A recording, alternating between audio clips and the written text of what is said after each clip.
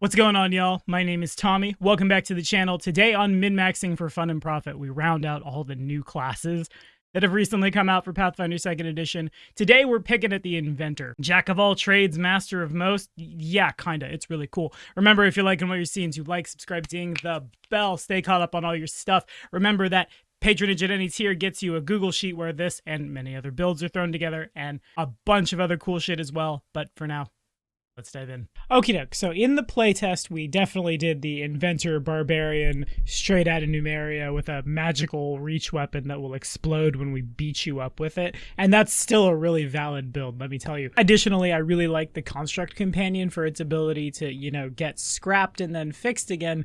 So you're loyal and faithful if at this point Mechanical Companion survives to hang out, play the campaign, and have fun with you. That leaves us with the armor variant of the Inventor. Something I didn't really think I'd enjoy playing around with as much. I understand the need for high AC, don't get crit, don't get killed. Sure, makes sense to me. Wouldn't you know it, as versatile as the Inventor is, I was just real wrong about how much I would enjoy this. The armor innovation comes in two different variants, the power suit or your heavy armor, or the subterfuge suit, aka your light armor. Said armor can be modified in a billion different ways, and we can reconfigure it when we know we're not doing certain kinds of missions.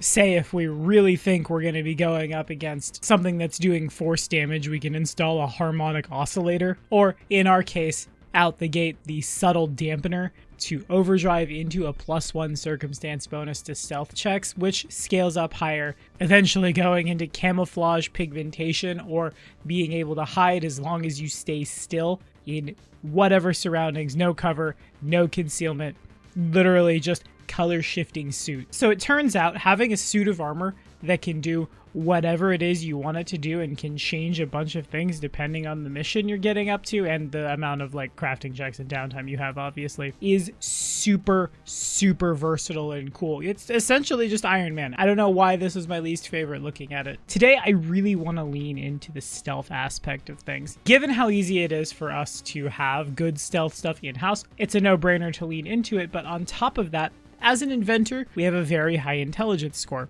Oftentimes, when one is off doing the stealth missions, I saw this in a game I'm playing and not too long ago. The rogue is in a different room, sneaking, look around the corner, what's this, what's that? I don't know, make an arcana check. Meanwhile, the magus in the back, who's nowhere near as sneaky, is just kind of twiddling his thumbs because he can't help but really wishes he could have. A character with high intelligence who's also able to participate in the scouting part of the mission will have more skills per level, will be better at making certain knowledge checks than the average, rogues and things, meaning not only can you see where the things are, you might even be able to figure some stuff out about them. Wild, right? Today it's an elvish Ifrit that will be rolling up. Much like the tieflings of yore, that ability to resist fire seems real nice when we happen to accidentally roll a 1 when we're overdriving and our stealth suit cooks us a little bit. Disciple of the Gear for our background for quick repair, in case, we break our super suit. Begin play with a strength of 10, dex of 16, con of 12, intelligence of 8, wisdom of 12, charisma of 10. Into the class feats, we are free archetyping, of course. There are 2 archetypes, one of them is basically the same as the other. Pulling real hard out of guns and gears for this one, let me tell you. At level 1, the first feat I want to take, Explosive Leap. Is it a little contradictory to the stealth part of the mission? Yeah, no, they're probably going to hear you when your armor go boom and you jump up to 30 feet in any direction without touching the ground, needing to land on something or you fall or react to grab an edge. This is really good when the rogue just can't get over the wall because the rogue doesn't have the athletics. You just hit the jump button and away you go. Or if you really need to get out of the place, the quickest way between 2 points on a grid is generally a straight line, but if there's a vertical line on that straight line that we're pretending is a 30-foot wall, you just fire up, react, grab an edge, to say nothing of crossing chasms and things in more undergroundy, wildernessy type exploration. Built-in tools will be next. This one does so much work for us. We took it before to make sure we could fix our sword whilst holding our sword. In our case, choosing up to 2 sets of tools we own, like thieves' tools, healers' tools, alchemists' tools. That way, a total of 2 bulk or less, they become part of your armor. As long as we're wearing our armor, we probably are most of the time. We have quick access to those tools. They don't count against the number of tools you can wear. Things are just there at hand, ready to go. like if we needed to pick a lock or disable a device with our crafting with reverse engineering. Not only does this give us a +2 circumstance bonus to crafting checks, the thing we're good at, to reverse engineer formulas from items, as well as if we critically succeed on the check, we can take the thing apart, learn how to make it, put it back together again, have one in our inventory. It allows us to use crafting in place of thievery on device disabling and lockpicking. This essentially just frees one up, right? Knowledge, perception, lore, the plot. You know what's best. It's so hard with the Inventor as well, because all of the feats I'm taking are 1s and 2s at the beginning. Humans would be really good inventors too. I ended up going with Elf for the bonus to the 2 stats we like, dexterity and intelligence. Some of their ancestry feats we'll talk about later, and the faster move speed, seeming to have a lot of really good synergy. But God, there are so many level 1 and level 2 feats that I want to just grab right away, like Searing Restoration. For one action, you make your pants explode, and use that pants explosion to cauterize your wounds, so that's great. You or a living creature adjacent to you gets a d10 per every odd level you possess healed back, which is obviously huge once again in a world where like these stealth characters are often separated from the healers. It's not always the case. Battle medicine exists. So too does this, though. Botch some of the stealth, accidentally set off a trap, take a bunch of damage. You just, again, make your pants explode, get healed about it. It's real good. Manifold Modifications is next to add an additional initial modification from our list of things we can put on our armor, allowing you to, I think, by default, apply speed boosters and sudden dampeners for a buff to your speed and your stealth checks. But again, if you need to drop one or the other, like say you know there's no way you're stealthing but you want to go faster, drop the dampeners in favor of like otherworldly protection if you're going to be taking a bunch of negative damage, or anything else on this list. Haphazard Repair is a 1 action ability next to repair your innovation with the unstable trait. Eventually with Legendary Repair we'll be able to train out of this for something else, but again, for now, God, I'm just grabbing all of this stuff at the beginning to be very good at tech things and be the very jack of all trades and master of most, all the way to level 12 before I'm not grabbing something at the beginning of the list. Electrify Armor. For 1 action, for a round, anybody that touches you or hits you with a melee, unarmed attack, or non-reached weapon takes 1d4 electric damage, and by adding the unstable trait to this, making a DC 17 flat check after doing the thing on a failure, the innovation malfunctions and becomes incapable of being used for further unstable actions. On a crit failure, you take some fire damage, which as an Ifrit we will reduce, and we can just go again in 10 minutes after whatever happened when we fix up our thing. The effect lasts for 10 rounds instead of 1 round, and the damage is d12s instead of d4s. d4s hurt people way more than they hurt what's an on-level creature. Insert non-electric theme dragon here, which is a really weird segue for soaring armor. A fly speed equal to our land speed's real good when we're one of the fastest creatures on Galarian, and this is a permanent one. This is not manifested for a minute, this is not once per day.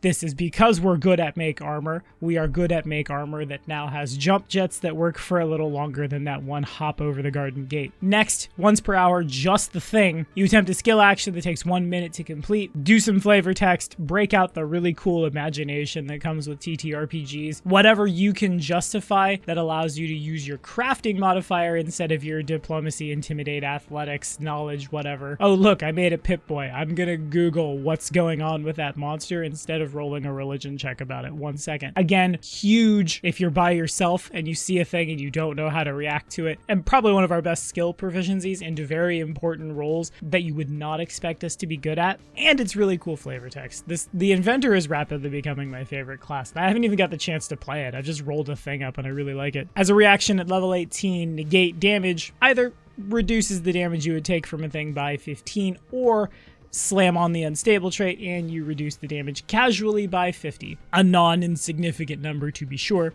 Then lastly, full automation to be permanently quickened to stride, step, or in our case, probably fly, sometimes swim if like at level 20 you really had to go to the bottom of the ocean. You never know.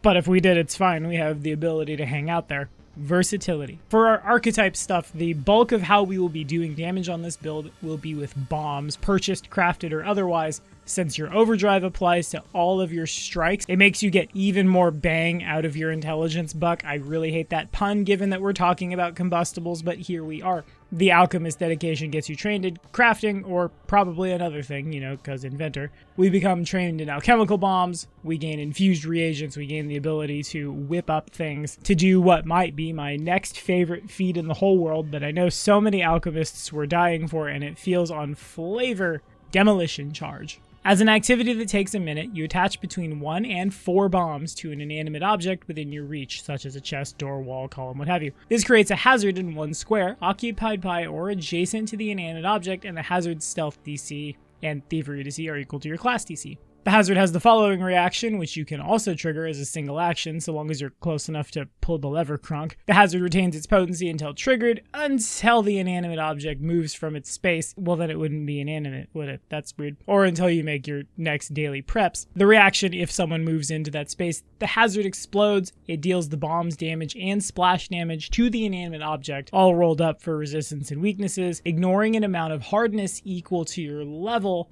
and anything standing next to it takes the splash damage, without fun things like calculated splash and things, which is nothing to sneeze at, even if it's just a little bit of chip damage in the right settings against the right opponents, because you're very smart and you rolled up a very smart thing. Creating bombs that the bad guys generally have weaknesses to will hurt real hard. I'm also assuming it's very easy to blow open a door with a couple of alchemist fires as well. If we're going to assume most of the doors you're running into are just wood, the simple door on table 11.4, at this point we're ignoring almost all of the hardness. A door has a broken threshold of 10. A broken object cannot fulfill its normal function, so I don't think you necessarily have to nuke the door so much as you have to do 10 damage to it to knock it open. Could you thievery it open? Yes, but this has so much more pizzazz. Expert alchemy next to continue our advanced alchemy level running up. Then leaning in even farther, the demolitionist dedication, which gets us trained in engineering lore,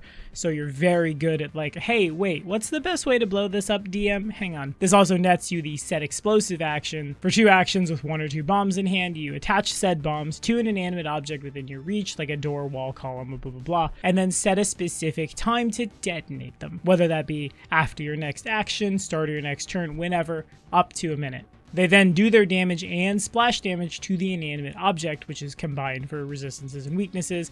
It again ignores an amount of hardness equal to your level. Anything standing adjacent to the hazard takes the bomb splash damage. This at first glance reads a lot as a double dip from the feat that we just spoke about. That one being 4 bombs for a minute, this being 2 bombs for 2 actions. The action economy varies depending on how much owie you need to do to that particular door, or column, or a bit of rope holding something up. The thing about interacting with the world, other than just I punch the monster, is the world is often a very, very nuanced thing, with a lot of details that one could look at, single out, make engineering lore checks to MacGyver a way to get over the problem, which is very, very unique storytelling you don't see often, aka I freaking love it. Then it's explosive entry. You set explosives on a door, window, container, something blocking a portal. When the explosives detonate, you can attempt an engineering lore to force open the target, so when the GM is tired of your shit and breaks out the heavy-duty mega mithril adamantine hybrid metal doors, I don't know where that is, I'm sorry I put that into the world, but here we are. You can also do splash damage to things on the other side, or again, just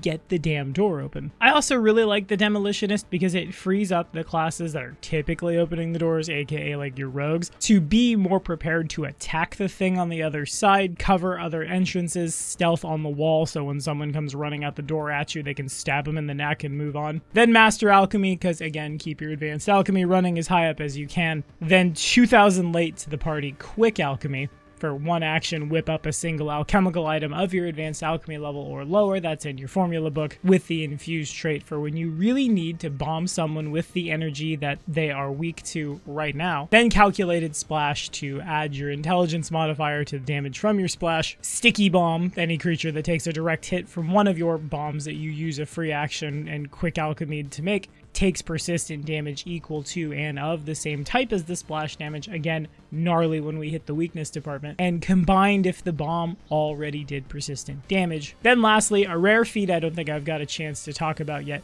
Artokus' Fire. You know, the guy from Thuvia who made the Sun Orchid Elixir. Once per round when you use Quick Alchemy to make an Alchemist Fire, and that bomb is at least 2 levels lower than your advanced alchemy level, the Alchemist Fire deals a d4 of persistent fire damage, or 1d4 plus 2 on a moderate moderate alchemist fire, which of course we would add our intelligence as well. It takes 2 successful flat checks to put the fire out. It burns even underwater. It hurts things that are hurt by fire. In the end game, if you're fighting too many red dragons, maybe not this. In older editions of this game, fire was an element that was so resisted, you never wanted to use it. It would be a bad idea. In 2nd edition, doesn't feel like the case. Why not hurt them more with more fire, right? More fire is good. It gets even better if your GM is willing to lean into the concept of this character. This is 150% a work with your GM kind of build. You don't want to bring it to every single game, but if there's going to be a lot of sneaking around, if there's going to be a lot of subterfuge and sabotage in your Dungeons and Dragons, this is the one. For our ancestry feats out the gate, elemental eyes for dark vision, because being a scout is not a good idea if you can't see in places where you need to turn the lights on and thus reveal your presence to everyone else. Ancestral longevity, the secret sauce of why I wanted to be an elf. During your daily prep, you can reflect upon your life experience to get the trained proficiency rank in one skill of your choice. Because you really forgot to train nature, but you have to go to a place where you're going to be making nature checks. It's a rich get richer kind of thing, which I think is dope. Expert longevity can turn a trained skill into expert when you do this, and lets you retrain your skill increases, keeping that side of your character sheet constantly flowing for what is so very often a constantly changing campaign world. And then universal longevity 2-for-1 action, change the skills you select with ancestral and expert longevity. Then lastly, because why the hell not, it seems so on flavor for the class that can explode its armor to do stuff, blazing aura. As a reaction when your turn begins, oops, you explode in flame, but this isn't the flame from your pants being on fire. This is just the flame from you being cool. Enemies in a 20-foot emanation take 7d6 fire damage at a basic reflex save at our class DC. Allies are quickened 1 for a round and can use the action to stride or strike once per day. You are the coolest fireball on the planet. What more do you want? Then for our general feats, it's toughness so we don't die.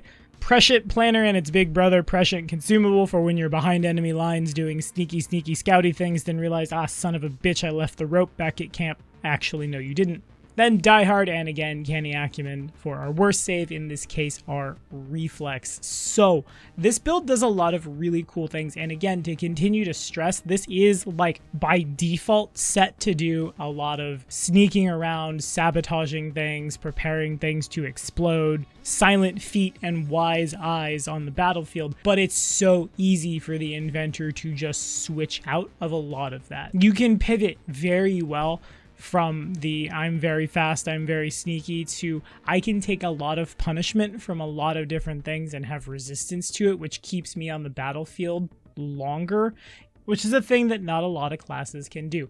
If your party is okay with moving slowly, a day spent scouting, sneaking around, you, the rogue, the ranger, and someone else who's good at being quiet can learn stuff, then you can just prep resistances to go fight the right things, trading out stuff that would not be as useful when initiative is rolled, which is bonkers good.